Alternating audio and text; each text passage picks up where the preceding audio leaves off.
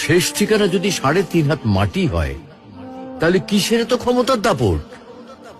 ভোর 5টায় মৃত্যু, সকাল 6টায় জানিয়ে দেওয়া হবে মাইকে, 8টায় শেষ গোসল করানো হবে, 9টায় তোমাকে নতুন কাপড়ে সাজানো হবে, জোহরের নামাজের পরে তোমার আলিশান বাড়ি থেকে বের করে নিয়ে যাওয়া হবে, 2টায় তোমার জানাজার নামাজ পড়ানো হবে, 2:30টায় তোমাকে কবরে নামিয়ে ফেলা হবে।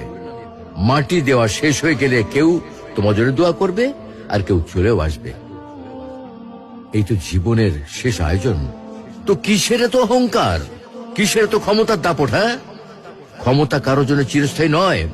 অন্যায় ভাবে কাউকে ঠকালে একদিন ঠিক নিজেকেও ঠকতে হবে, এটাই নিয়ম। হ্যাঁ, এটাই নিয়ম। ভোরের সূর্যোদয়ের আলোতে যে পৃথিবী আলোকিত হয়, সন্ধ্যার সূর্যাস্তে তা আবার হারিয়ে যেত দেখি।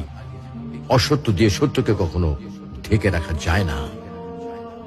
প্রকৃতি বড়ই নির্মম। কবে, কখন, কোথায় কার উপর আঘাত হানে তা একমাত্র উপরওয়ালাই ভালো বলতে পারেন। অহংকার আর দাম্ভিকতা পতনের লক্ষণ। তাই অহংকারী না হয়ে সহনশীল হন। ক্ষণস্থায়ী এই দুনিয়ায় কেউ চিরস্থায়ী নয়। এজন্য ভুলে যেতে হবে সব রোগীর স্বপ্ন, ফিরে আসতে হবে রবের দিকে। কারণ শেষ ঠিকানা তো সেই 3.5 হাত মাটি।